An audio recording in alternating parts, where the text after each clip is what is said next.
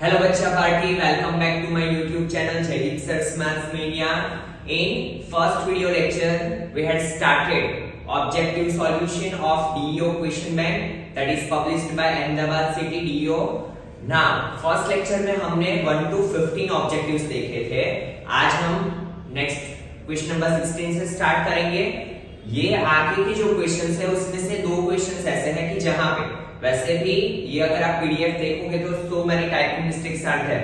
तो दो क्वेश्चन ऐसे हैं कि जहां पे मुझे समझ में नहीं आ रहा है कि उन्होंने क्या लिखने का ट्राई किया है, तो वो दो क्वेश्चंस इसमें नहीं होंगे, अदरवाइज बाकी के सारे क्वेश्चंस हैं. ठीक है, चलिए देखते हैं आज का पहला question. Let a is equal to 1 2 3 then number of equivalence relation containing 1 2 is blank. तो हमें पता है कि इक्विवेलेंस रिलेशन किसे बोलते हैं? जो रिलेशन रिफ्लेक्सिव भी हो, जो रिलेशन सिमेट्रिक भी हो और जो रिलेशन ट्रांजिटिव भी है. और आगे के लेक्चर में हम ये डिस्कस कर चुके हैं कि रिफ्लेक्सिव क्या होता है, सिमेट्रिक क्या होता है, ट्रांजिटिव क्या होता है. तो चलिए सबसे पहले स्टार्ट करते हैं. तो यहाँ पे दिया है a is equal to 1 2 3. Now एक मेन रिलेशन, ठीक है, जो कि इक्विवेलेंस होता है 1 2 3 और यहाँ पे भी 1 2 3. तो 1 1 1 2 1 3.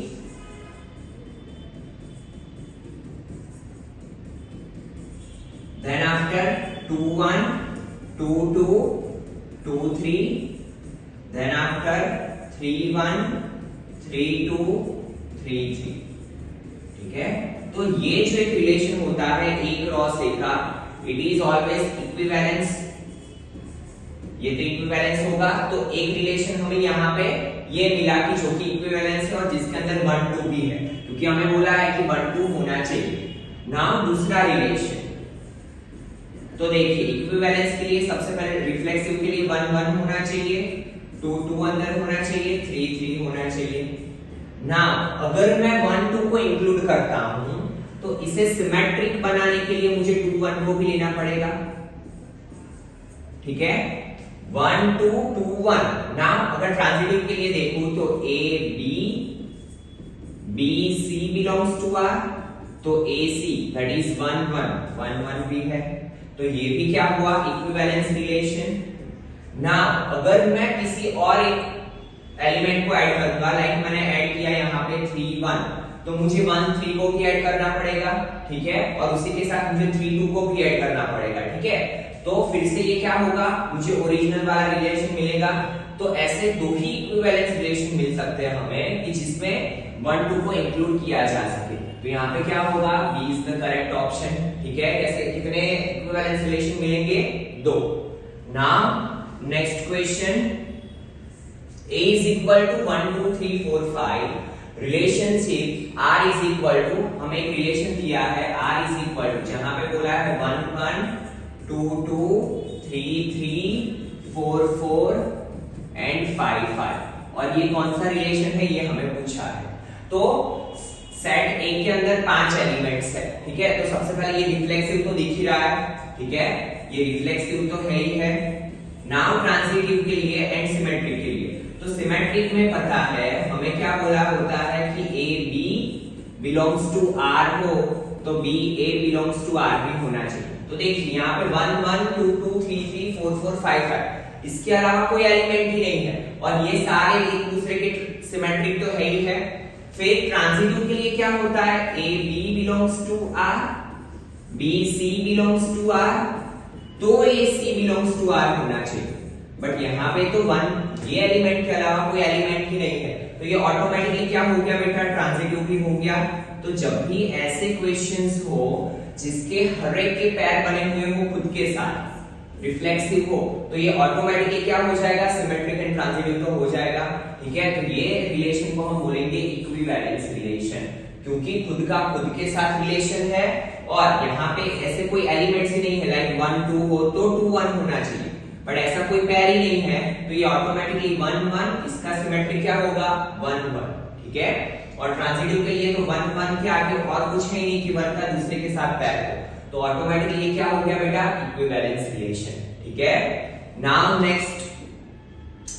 If number of a is equal to 3, number of b is equal to 4. From A to B then number of 1 1 function. तो देखिए यहाँ पे बोला है सेट ए के अंदर 3 एलिमेंट्स है और सेट बी के अंदर 4 एलिमेंट्स। हम मान लेते हैं 3 एलिमेंट्स को ये है 1 2 3 और 4 एलिमेंट्स को ये है 1 2 3 4। तो इसमें 1 1 रिलेशन कितने बनेंगे ये हमें पूछा है, नंबर ऑफ 1 1 रिलेशन।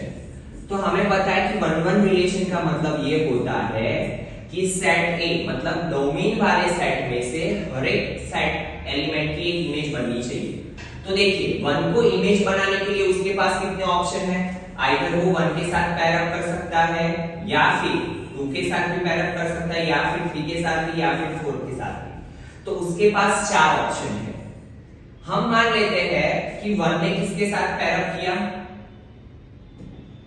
हम मान लेते हैं यहाँ पे कि 1 ने 2 के साथ पैर अप किया। तो नाउ 2 के पास कितने ऑप्शन बचे, ये 2 के साथ तो कर नहीं सकता, तो 2 के पास कितने ऑप्शन बचे, आइदर 1 और 3 और 4। हम मान लेते हैं 2 ने 3 के साथ पैर अप किया, ठीक है। तो 2 के साथ कितने, 2 के पास कितने ऑप्शन बचे थे, 3। नाउ ये दो एलिमेंट्स हो चुके, 1 1 के लिए 3 के पास कितने ऑप्शन बचे, 2 ऑप्शन।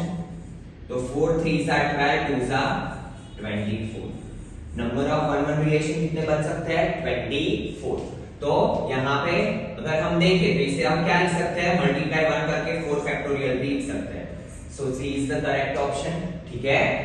चलिए next question, question number 19। If f from -π/2 π/2 to -1 1, यहाँ पे प्रिंटिंग मिस्टेक है पीडीएफ में, यहाँ पे भी -π/2 से π/2 दिया है, तो यहाँ पे चेंज कर लेना -1 1 is 1 1 and on 2 then f of x blank is possible। हमें क्या बोला है, डोमेन हमारा है -π/2 से π/2 एंड रेंज को डोमेन हमारा है -1 से 1। तो इसमें से कौन सा ऑप्शन पॉसिबल है, तो यहाँ पर हमें हिट एंड ट्राई करना पड़ेगा। तो हमें पता है कि मॉड्यूलस जो होता है, ठीक है, मॉड्यूलस क्या होता है, मैनी 1, क्योंकि वो नेगेटिव पे भी हमें क्या देगा, पॉजिटिव वैल्यूज। कैसे, लाइक यहाँ पे हम रखे -π/2 का मतलब क्या होता है, -1.57 और यहाँ पे 1.57। तो -1 पे मॉड्यूलस में क्या मिलेगा, +1 एंड +1 को मॉड्यूलस के अंदर रखेंगे तो भी क्या मिलेगा, +1। तो ये तो हो गया मैनी 1, तो ये तो है नहीं। नाउ sin x, तो हमें पता है कि sin x का डोमेन -π/2 से π/2 और रेंज क्या है, -1 से 1। और हमें पता है कि कोई भी ट्रिग्नोमेट्रिक या इनवर्स ट्रिग्नोमेट्रिक फंक्शन खुद के डोमेन एंड रेंज में क्या होता है, 1 1 एंड ऑन 2, ठीक है। तो B is the correct option. C को चेक करोगे तो आपको पता है कि स्क्वायर भी क्या होगा, -1 का स्क्वायर +1 एंड +1 का स्क्वायर भी +1। तो ये मैनी 1 हो गया। एंड cos x, तो हमें पता है cos x में क्या होता है, 0 से π, ठीक है, क्योंकि cos -π/2 भी क्या देगा हमें, 0 एंड cos π/2 भी क्या देगा हमें, 0। तो ये क्या हो गया, मैनी 1 फंक्शन। क्लियर है बेटा। तो f of x is equal to sin x is the correct option, so b is the correct option। now next question, question number 20। f from r to a, ये है a, मतलब codomain या फिर आप इसे रेंज भी बोल सकते हो। f of x is equal to x² upon 1 plus x² is an onto function। ये पहले से ही onto बोला है, इसीलिए ये क्या हो गया बेटा, रेंज, क्योंकि onto का मतलब होता है codomain is equal to range. तो ये है रेंज, मतलब हमें क्या फाइंड करना है, रेंज फाइंड करनी है गिवन फंक्शन की। हमें बोला है a इज इक्वल टू, यहाँ पे भी ऑप्शन जो d है, यहाँ पे c के आगे क्लोज्ड इंटरवल और 1 के आगे ओपन इंटरवल आएगा, क्योंकि b और d में आपको सेम ऑप्शंस दिए हैं, ठीक है। तो वो करेक्ट कर लेना ना। हमने एक ऐसा क्वेश्चन 11th के मिसलेनियस में देखा था कि f of x is equal to x² upon 1 plus x²। तो यहाँ पे मैं क्लियरली बोल सकता हूं कि x² क्या होगा, ग्रेटर देन और इक्वल टू 0, ठीक है। तो 1 plus x² क्या होगा, ग्रेटर देन और इक्वल टू 1। दैट मींस जो न्यूमरेटर है वो ऑलवेज क्या होगा, लेस देन डिनोमिनेटर। और कभी भी अगर हमारा न्यूमरेटर डिनोमिनेटर से छोटा है तो वो ऑलवेज जो आंसर है वो हमारा लाई करेगा 0 से 1 के बीच में, कभी भी ये 1 नहीं होगा। कैसे, अगर हम मान ले x स्क्वायर की वैल्यू 4 है, ठीक है, तो नीचे होगा 1 प्लस 4, 4 डिवाइड बाय 5, तो वो लाई करेगा 0 से 1 के बीच में। अगर यहाँ पे हम 0 भी मान ले तो 0 1 plus 0, 0 divide by 1 that is 0, तो 0 के आगे क्लोज्ड इंटरवल आएगा, 1 के आगे ओपन इंटरवल, क्योंकि 1 कभी भी आंसर आएगा नहीं, ठीक है। तो D is the correct option 0 to 1।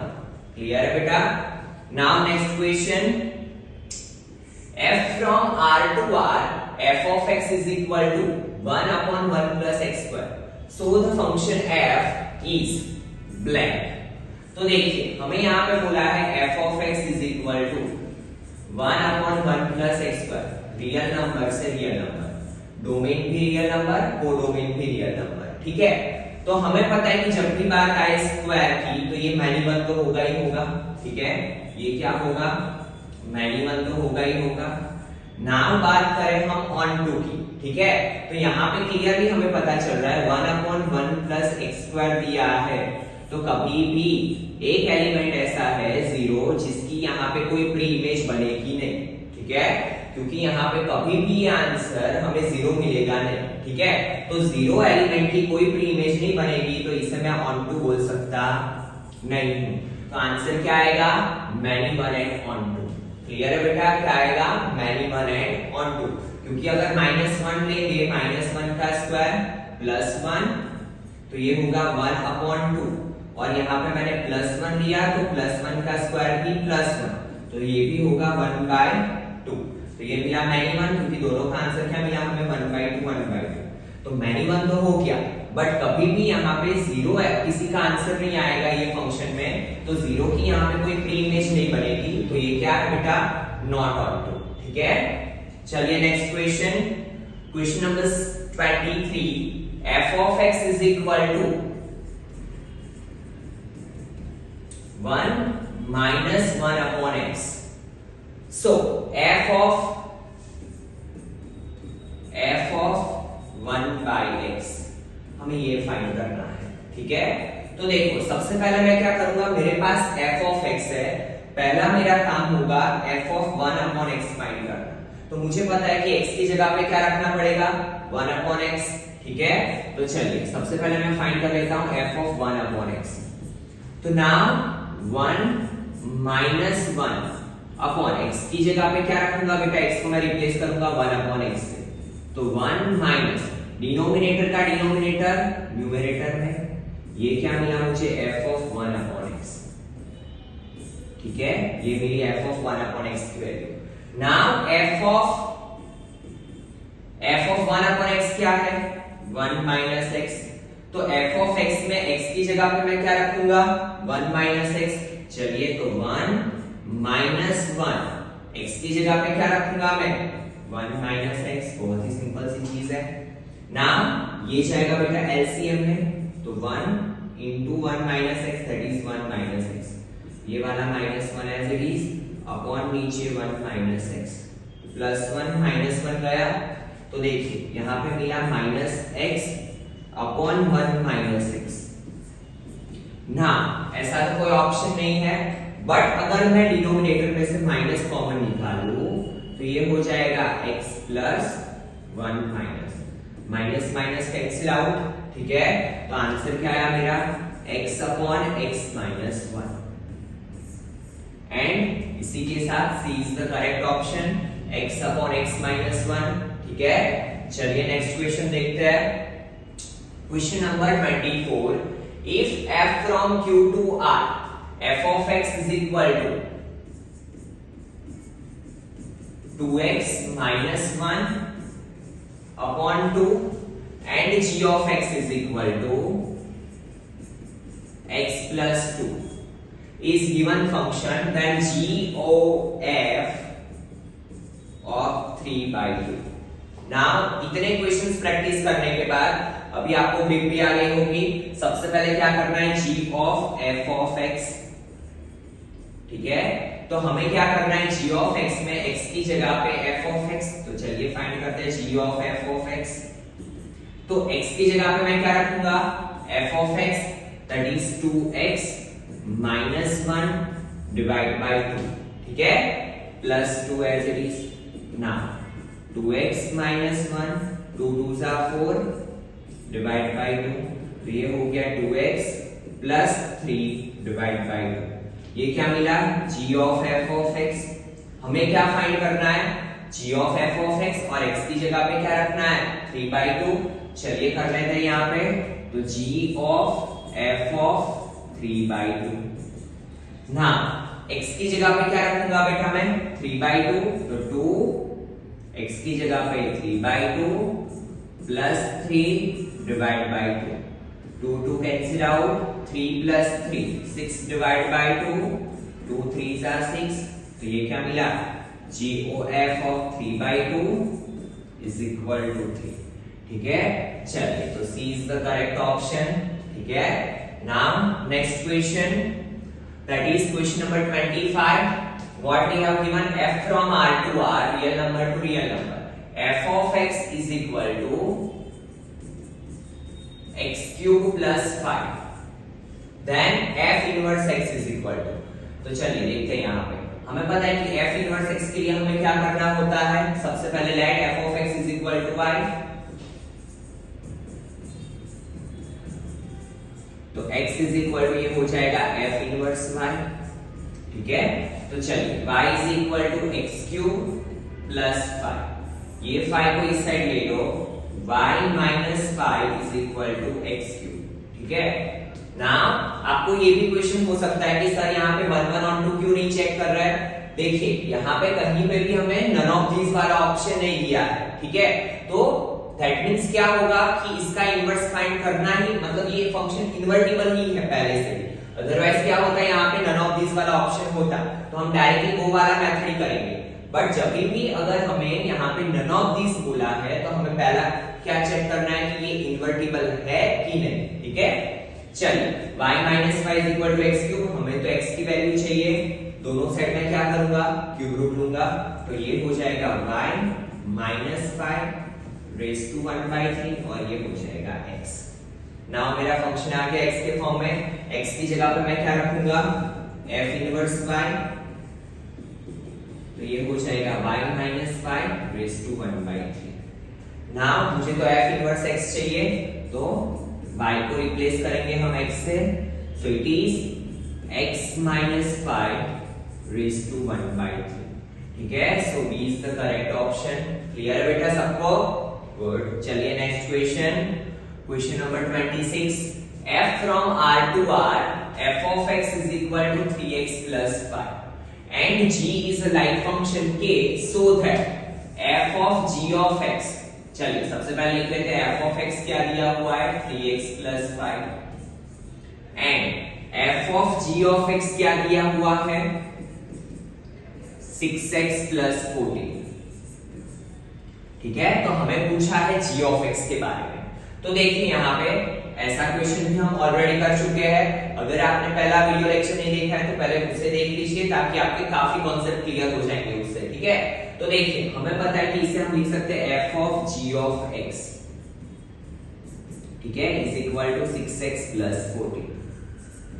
ना ये मेरा f of x है, अगर मैं यहां पे रखूं f of g of x, तो 3, इसे मैं क्या लिखूंगा? g of x, x को रिप्लेस किया मैंने किससे? g of x से, 3 g of x plus 5। Now मैं इसकी वैल्यू कहां पे रखूंगा?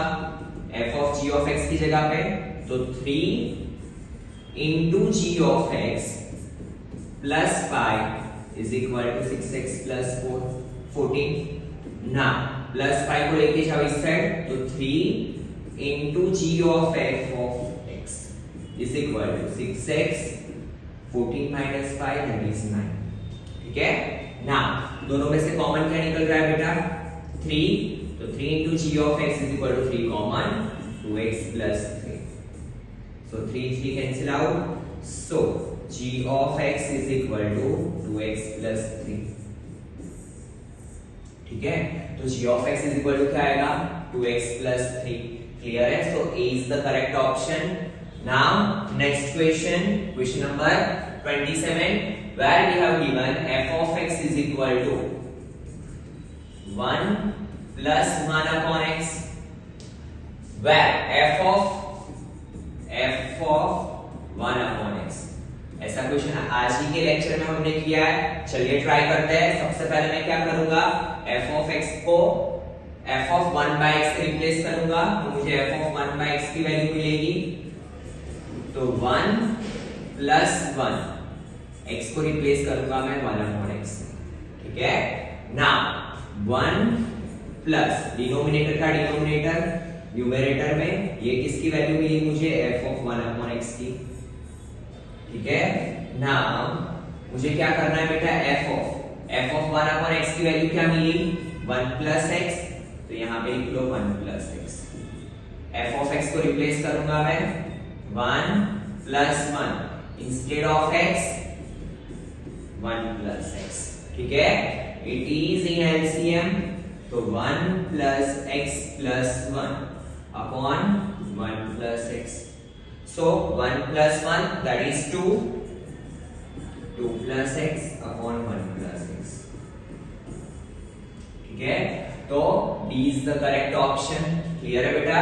चलिए next question, question number 29, where we have given a is equal to -1 -2 3 4 from a to a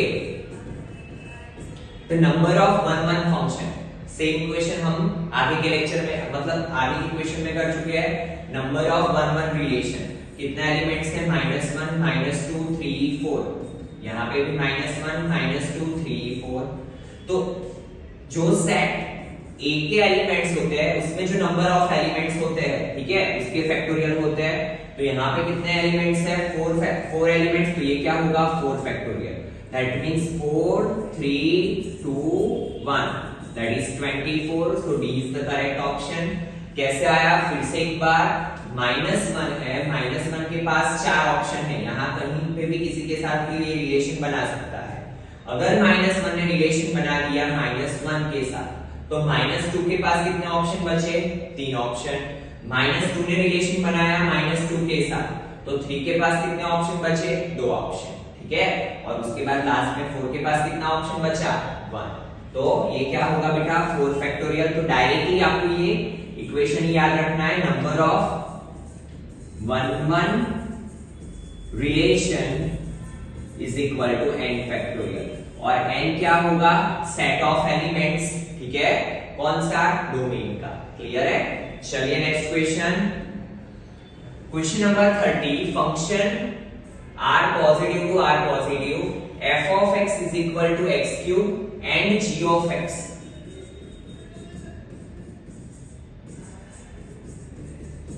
is equal to x raised to 1 by 3, then f of g of x।